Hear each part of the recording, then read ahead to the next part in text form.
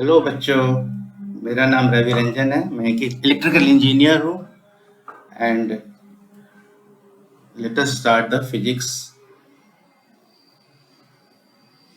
Chapter system of particles and rotational motion.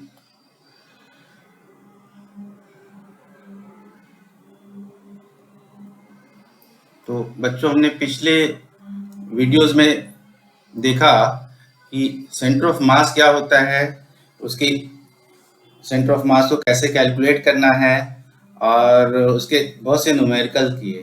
तो इन videos को मैंने डिस्क्रिप्शन में लिंक में डाल रखा है, वहां से आप जाके इसको अच्छे से देख सकते हैं और प्रैक्टिस कर सकते हैं। तो आज हम लोग बच्चों इस चैप्टर का, जैसा कि नाम आप देख रहे हैं, system of particles and rotational motion है। तो हम लोग रोटेशनल मोशन ये पार्ट आज करेंगे, रोटेशनल मोशन। ओके, ठीक है। तो बच्चों, इसमें हम लोग करने जा रहे हैं इक्वेशंस ऑफ रोटेशनल मोशन। क्या करने जा रहे हैं? Equations of rotational motion. तो as we know, what we know that this is very important.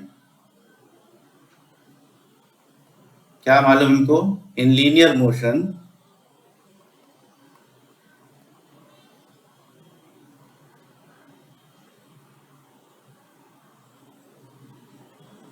there are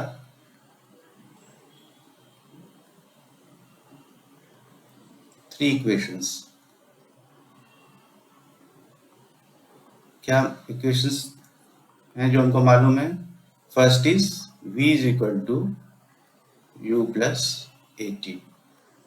second is s is equal to U T plus half A T square. And third is v square is equal to u square plus two A S. ठीक है, ये तीनों equations किसकी हैं? Linear motion की equation है। ये हमको already we know that this thing we know. ठीक है, now what else we know that omega is equal to D theta by D t. Omega क्या है बच्चों? एंगुलर वेलोसिटी है। आप इसको नोट करते जाइए।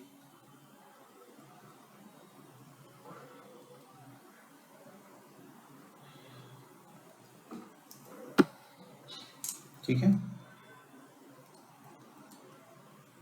this is the fourth thing we know. Then we know that alpha is equal to d omega by dt. Alpha क्या है? Alpha is angular acceleration. Angular acceleration. And sixth we know that v is equal to r omega. These things we know. Okay, now suppose this pen is rotating around this axis. ऐसा घूम रहा है ये pen इस axis के around. तो इस pen पे जो है, इस पेन का हर पार्टिकल इस एक्सिस के अराउंड एक सर्कुलर मोशन कर रहा होगा। जैसे मान लो ये एक्सिस है, ठीक है, इसके around this is a pen. पहले यहां पे था, अभी ये पेन घूम के यहाँ पे आ गया, फिर ये ऐसे ही रोटेट होके ऐसे 360 डिग्री पूरा रोटेट हो गया। तो इस पेन पे के जो भी पार्टिकल्स हैं वो सब फिक्स डिस्टेंस में है इस एक्सिस से। So they are making a basically a circular motion around this about this axis. This is the axis. इस एक्सिस पे इसके पार्टिकल्स जो हैं इस पेन के, सॉलिड बॉडी के, pen is an example, solid body के जो भी पार्टिकल्स हैं वो इस एक्सिस के अबाउट सर्कुलर मोशन कर रहे हैं। Whereas the body itself, pen itself is making a rotational motion. जैसा मैंने पहले बताया था, जैसे ये एक बॉडी है, ये एक्सिस है, इसके अराउंड ये मोशन कर रहा है। तो जो भी पार्टिकल्स हैं इसमें, यहाँ से r डिस्टेंस पे r1 पे है, ये एक्सिस से r2 डिस्टेंस पे है। तो ये पार्टिकल्स क्या है? हर पार्टिकल इसके अराउंड सर्कुलर मोशन कर रहा है लाइक दिस। ठीक है, पार्टिकल्स। तो ये कॉन्सेप्ट समझना बहुत जरूरी है। अभी हम लोग को याद है कि जब हम लोग लीनियर इक्वेशंस पढ़ रहे थे तो कोई भी पॉइंट ऑब्जेक्ट था, for example this was a point object, ठीक है, ये एक सरफेस पर रखा हुआ है, इस पे हमने एक फोर्स लगाया F, तो ये पॉइंट ऑब्जेक्ट मूव होके सरफेस पे यहाँ से यहाँ आ गया, ये मूव होके यहाँ पे आ गया, ठीक है, ठीक है, ये पहले ए पे था, अभी बी पे आ गया, ये क्या हो गया, लीनियर मोशन हो गया, लीनियर मोशन। ये इक्वेशन जो है किसकी है, ये लीनियर मोशन की इक्वेशन है। अभी हम लोग जो पढ़ने जा रहे हैं वो इक्वेशन किसकी है, वो है रोटेशनल मोशन की इक्वेशंस। तो इन इक्वेशंस को हम लोग अभी डिराइव करेंगे। तो कैसे डिराइव करेंगे, पहले मैं वो इक्वेशंस लिख देता हूँ, क्या क्या इक्वेशंस हैं जिनको हम लोग डिराइव करके निकालेंगे। First equation is omega is equal to omega not plus alpha t, this is the first equation. Then second equation is omega is theta is equal to omega naught t plus half alpha t square, and third equation is this theta. Then third equation is omega square is equal to omega naught square plus 2 alpha theta, ठीक है। अभी in terms को जान जाते हैं, पहले क्या है। तो ओमेगा क्या है, अभी मैंने बताया एंगुलर वेलोसिटी, एंगुलर वेलोसिटी, ये वो आपको याद रखना पड़ेगा। What is omega, omega is angular velocity is donated by omega, ठीक है। तो ये ओमेगा जो है ये फाइनल एंगुलर वेलोसिटी है, फाइनल एंगुलर वेलोसिटी। यहाँ पे v क्या था, फाइनल वेलोसिटी था। u क्या था यहाँ पे, इनिशियल वेलोसिटी।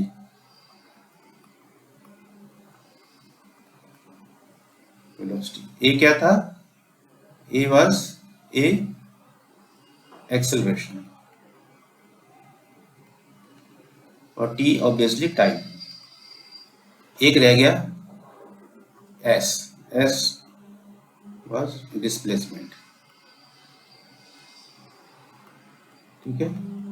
तो अभी यहाँ पे हम लोग देखते हैं क्या क्या है यहाँ पे, U, V, A, S and T। This is in linear, for linear equation, linear motion, linear motion, ठीक है। और फॉर एंगुलर रोटेशनल मोशन ये एनालॉजी बोलते हैं इसको। क्या हमने u की जगह क्या लिख रहे हैं हम लोग, ओमेगा नॉट, ठीक है। v की जगह हम लोग क्या लिख रहे हैं, ओमेगा। a की जगह क्या लिख रहे हैं, अल्फा। s की जगह थीटा और t की जगह टाइम। तो जैसा मैंने बताया, u is initial velocity, v is the final velocity of the object, a was the acceleration, a is acceleration, a acceleration है, s डिस्प्लेसमेंट है और t को डोनेट करते थे टाइम से। उसी तरह से रोटेशनल मोशन में इनिशियल वेलोसिटी, एंगुलर वेलोसिटी को ओमेगा नॉट से, फाइनल एंगुलर वेलोसिटी को ओमेगा से, एंगुलर एक्सेलरेशन, ठीक है, इसको अल्फा से, और डिस्प्लेसमेंट जो लीनियर डिस्प्लेसमेंट था इसको एंगुलर डिस्प्लेसमेंट बोलते हैं। क्या बोलते हैं इसको, angular displacement,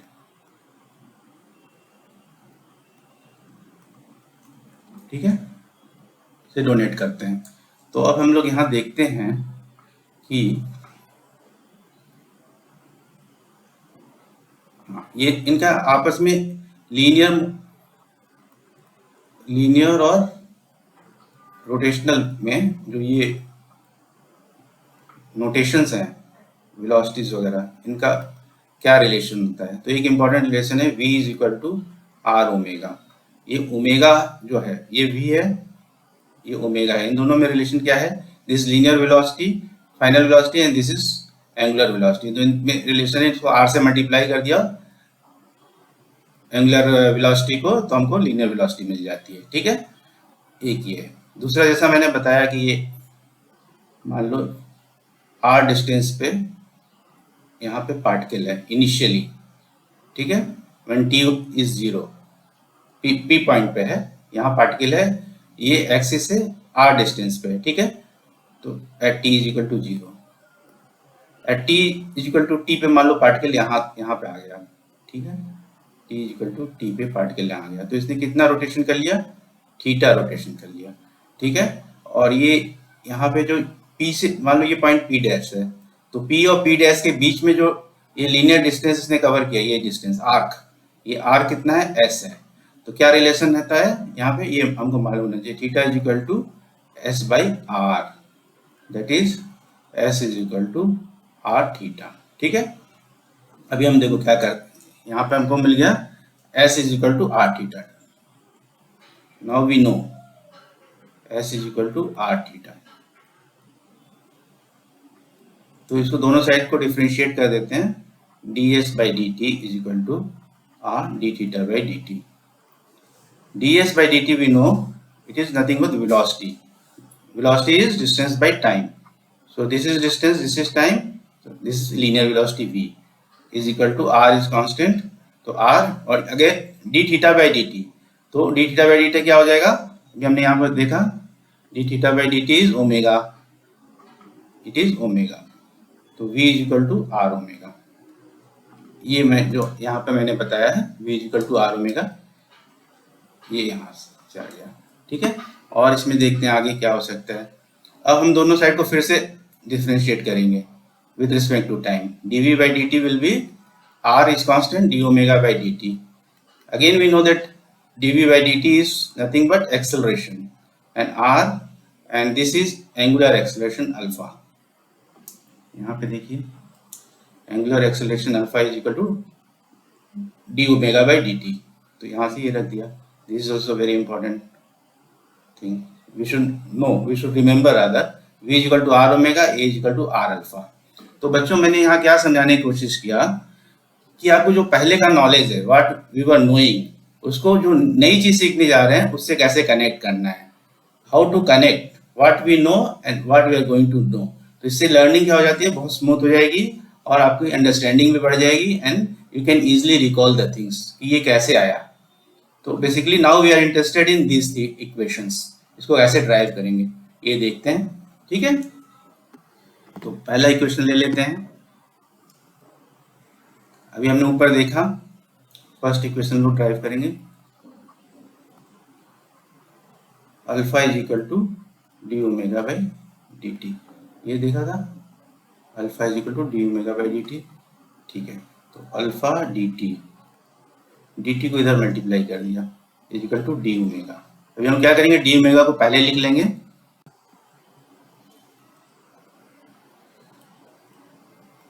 D omega is equal to alpha d t. ठीक है, अब हमको इसको इंटीग्रेट करना है टू गेट द इक्वेशन।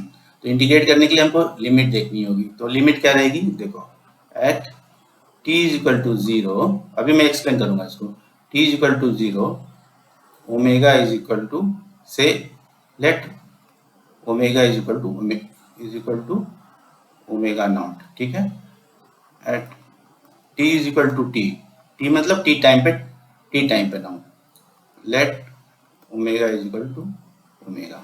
ठीक है, जैसे यहाँ पे था मैंने बताया था, ये सर्किल में मूव करेगा। ठीक है, तो ये t is equal to zero time पे हमारा इनिशियल वेलोसिटी ओमेगा नॉट था, और आफ्टर t टाइम यहाँ पे वह पहुंच गए, तो हमने ये t लिया, इसका एंगुलर वेलोसिटी यहाँ पे हो गया ओमेगा, इस पॉइंट पे p डैश पे। ठीक है, तो यही मैंने यहाँ पे लिख दिया है। अब इसको इस लिमिट के साथ इंटीग्रेट कर देंगे।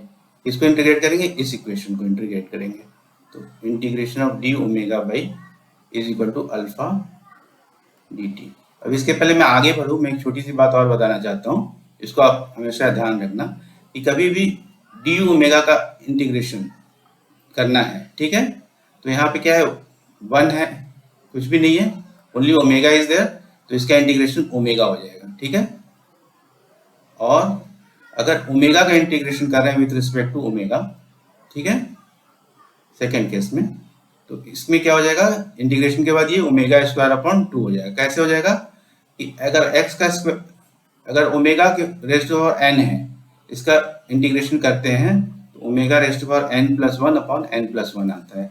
तो यहाँ एन की वैल्यू कितनी है, वन है, तो यहाँ क्या हो जाएगी, वन प्लस वन टू हो जाएगा, और एन प्लस वन यहाँ टू हो जाएगा।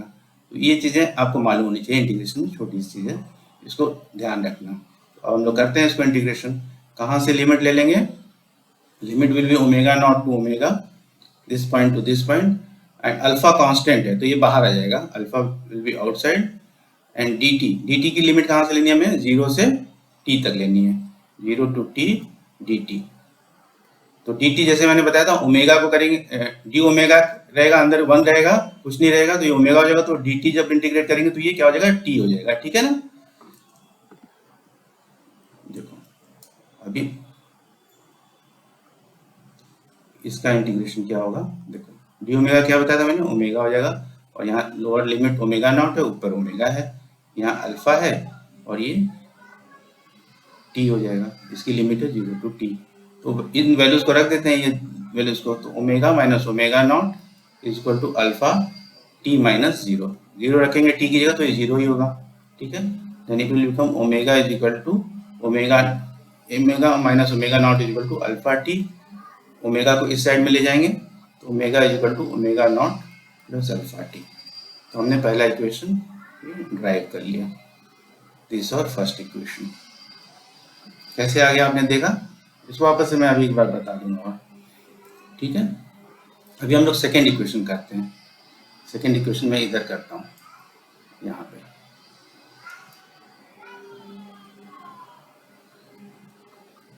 तो सेकेंड इक्वेशन है हमारा omega is equal to D theta by D t, this we know by definition. By definition कहाँ है, देखो ये है omega is equal to D theta by D t, और यहाँ पे मैंने प्रूव भी किया था,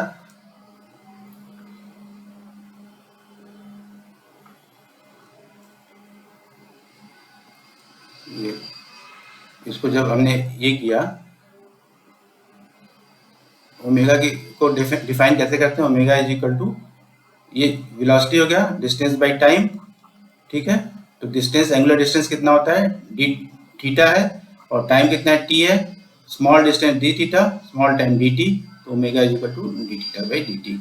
तो इसको हम लोग यहाँ पे यूज कर रहे हैं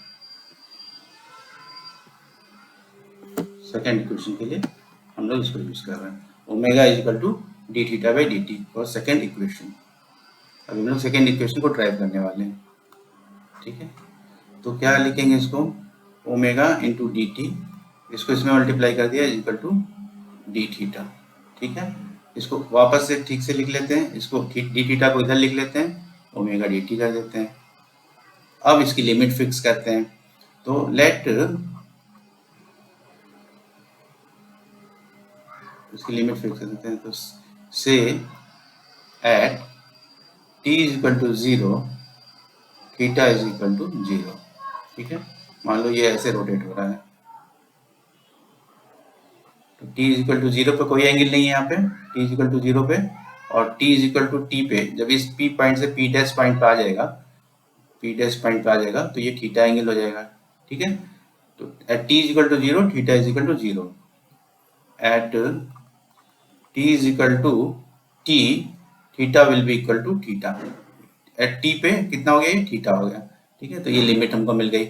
अब इस इक्वेशन को हम लोग इंटीग्रेट करेंगे, तो इसको इंटीग्रेट करेंगे, डी थीटा हो गया, ये हो गया 0 टू थीटा, 0 टू थीटा, ये is equal to omega d t, omega constant इसको बाहर ले लेंगे, 0 to t d t, omega को अंदर ही रखते हैं यहाँ पर, ठीक है। अब हमने ओमेगा की यहाँ पे वैल्यू कितनी निकाली थी फर्स्ट इक्वेशन में, देखो ओमेगा की वैल्यू थी हमारी ये, omega is equal to omega not plus alpha t, ठीक है। तो यहाँ पे ओमेगा की वैल्यू रख देंगे, यहाँ पे रख देंगे ओमेगा की वैल्यू, ओमेगा की वैल्यू क्या होगी, omega naught plus alpha T first equation से, ठीक है। अल्फा टी रख देंगे, और ये डी टी हो जाएगा, और ये 0 टू थीटा डी थीटा हो जाएगा, ठीक है। अब इसको ऐसे लिख लेंगे, integral omega naught D t को अंदर मल्टीप्लाई कर देंगे, यहाँ पे अल्फा कांस्टेंट है उसको बाहर ले लेंगे, इंटीग्रल करेंगे 0 to t and 0 to t d t, ठीक है। अब इसको हम लोग इधर लिख लेते हैं थोड़ा सा,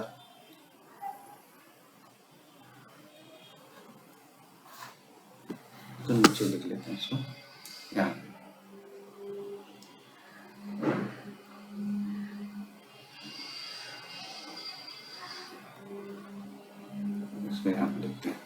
क्या लिखेंगे, डी थीटा 0 से थीटा है तो इसको इंटीग्रल जब करेंगे तो ये बन जाएगा थीटा 0 टू थीटा, ठीक है। और ओमेगा नॉट कांस्टेंट है, बाहर आ जाएगा, अंदर 0 टू टी डी टी हो जाएगा प्लस अल्फा, ये भी 0 टू टी रहेगा लिमिट इसका, ठीक है, alpha 0 to t d T. तो इसका इसका वैल्यूज रख देंगे, दिस विल बी थीटा, और इसको इंटीग्रेट जब करेंगे तो ओमेगा नॉट टी आ जाएगा अंदर प्लस अल्फा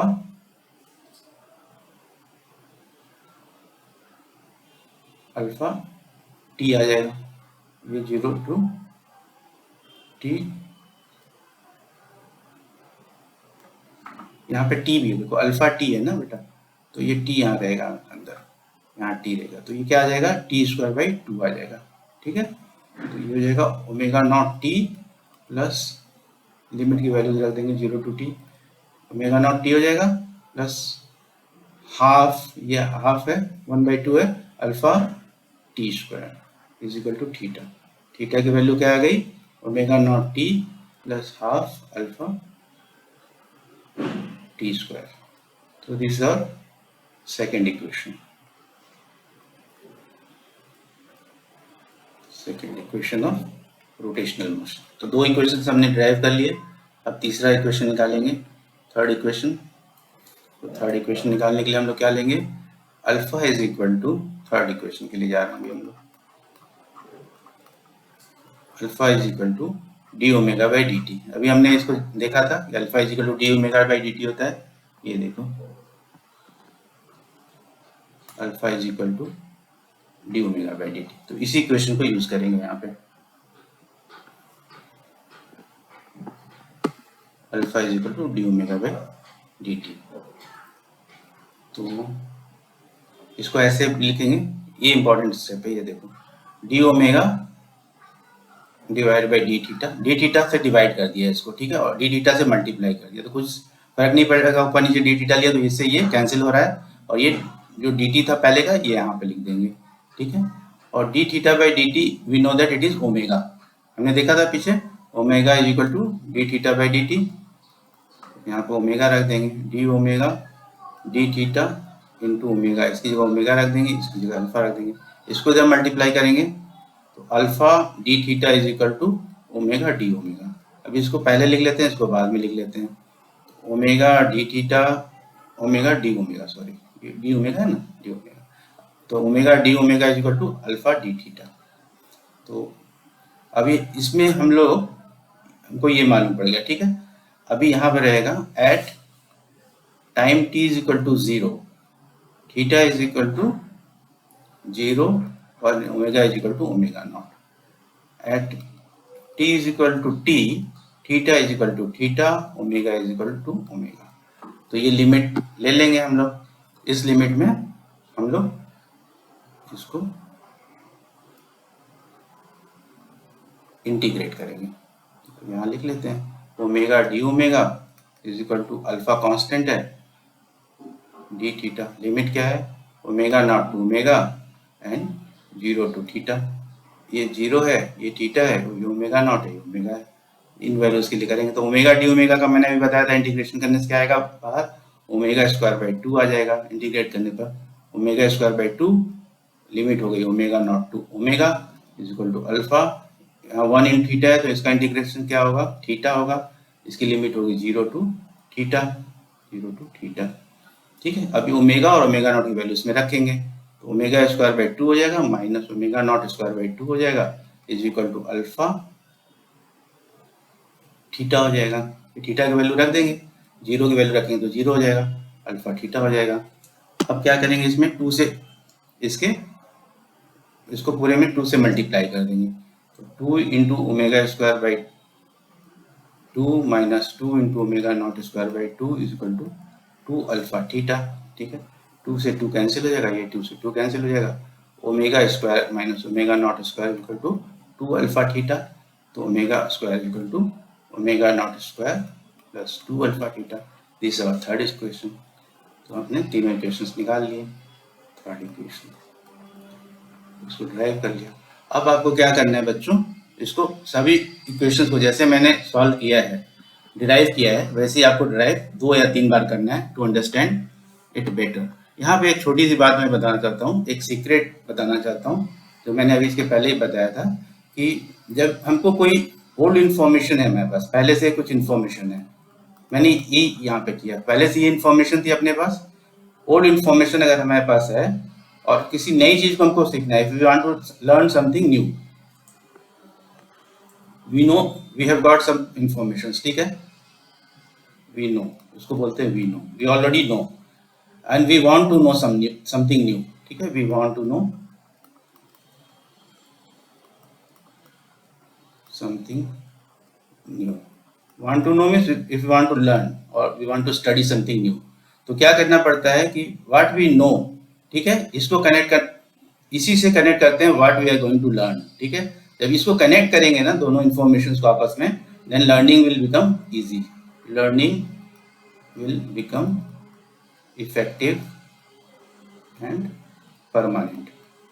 तब आप भूलोगे नहीं कैसे आया कोई चीज़, और उसको सबकॉन्शियस माइंड में अच्छे से हम लोग बैठा सकते हैं। तो बच्चों इस तरह की टिप्स मैं बीच बीच में देता रहूँगा, और अब आज के लिए मैं अपने क्लास को यहाँ पे स्टॉप करता हूँ, और आप लोग को रिक्वेस्ट करता हूँ कि डिस्क्रिप्शन में जो लिंक्स दिए हैं उसको आप लोग जाके देखें और अच्छे से उसमें से एक एक क्वेश्चन जो कराया मैंने उसको करें, और इस चैनल को सब्सक्राइब करें, शेयर करें, लाइक करें, क्योंकि मैं काफ़ी क्वालिटी कंटेंट आपको दे रहा हूँ, तो ज़्यादा से ज़्यादा लोगों को मालूम पड़ेगा, तो it will be useful for them also. तो with this, thank you all, thank you very much, thank you for watching this class, thank you।